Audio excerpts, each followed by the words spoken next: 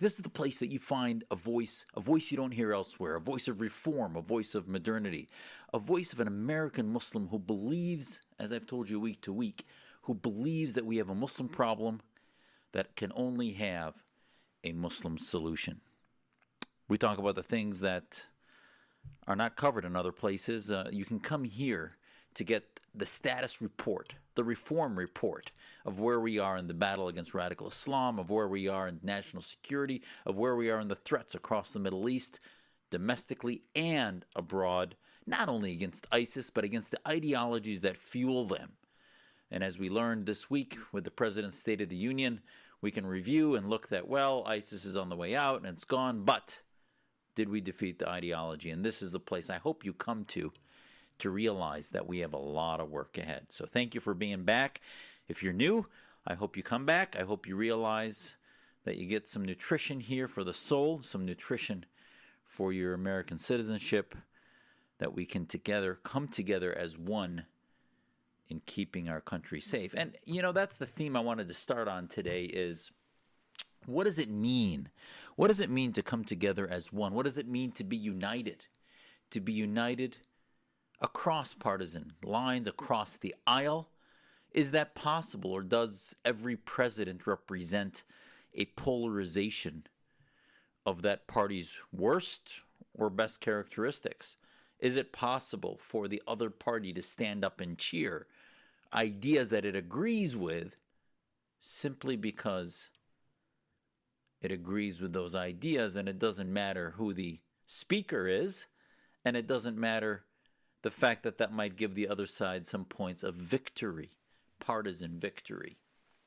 And I think when we talk about reform, that's something that we take it all, we'll work. I hear Americans in Washington, New York, across the country say, we're going to work with Muslims who share our values, whether it be feminists, whether it be gay rights activists. We want them to share the ideas of universal freedom, universal human rights.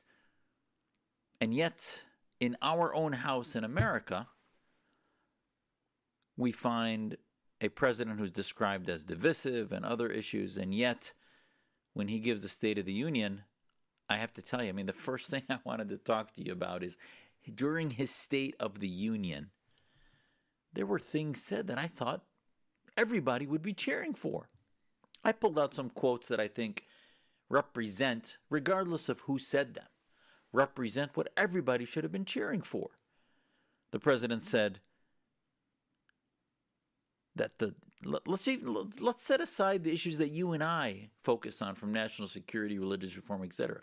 He said the jobless rates are the lowest ever, especially for the African American community. It's seen the lowest in 40 years. For Hispanics and other minorities also. Why wouldn't they stand for that? And I think that shows where people say, why are you having so many obstacles in the work that you do, Zudi? Why can't you get traction? Well, when the focus in Washington, when the focus is about divisiveness, how do we use identity politics? How do we use minority politics as a club across the head of the other party? It's almost impossible to make advance. It becomes the party of resistance rather than the party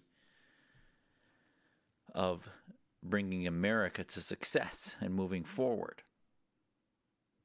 The president said, as he talked about the unification of the ideas of who we are as Americans, he reminded us of who we are, as why we stand proudly for our national anthem. And that was looked at as a poke in the eye. Well, if you look at the polls, yes, Colin Kaepernick and all these others, they have rights to express themselves, and they can do so at various times. But the issue of the national anthem we've talked about here. It's a time that we come together.